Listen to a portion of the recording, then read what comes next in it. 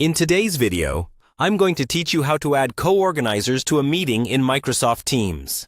Adding co-organizers is really helpful when you're running larger meetings or events and you don't want to manage everything by yourself. Co-organizers can help you admit people from the lobby, manage recordings, control who can present, and generally keep things running smoothly, even if you get disconnected or have to step away. First, open Microsoft Teams on your computer.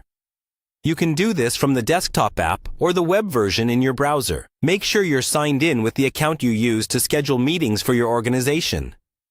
Next, go to your calendar view. You'll see a list of your upcoming meetings, similar to what you'd see in Outlook. Find the meeting where you want to add co-organizers. If the meeting is already scheduled, click on it once to open the details. If you're setting up a new meeting, create it as you normally would by choosing a time, adding a title, and inviting attendees.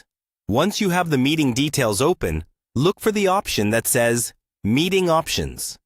Depending on your setup, you might see this as a link directly in the meeting description, or as a button in the toolbar at the top of the window.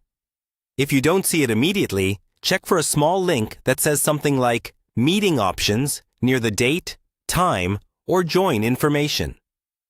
Click that, and it will open a new tab or window in your browser with more advanced settings for your meeting. In the Meeting Options page, scroll until you find the section labeled Co-Organizers.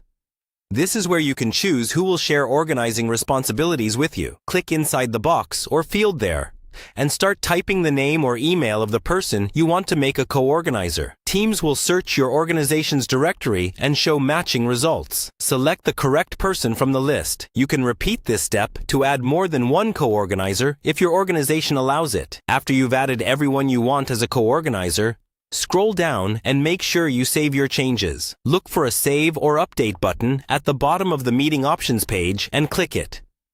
This step is important. If you close the window without saving, your co-organizers won't be applied to the meeting. Once saved, your selected people will now have co-organizer permissions for that meeting. They'll see the meeting in their calendar just like any other invite. And during the meeting, they'll be able to help you manage participants, recordings, and other organizer-level settings.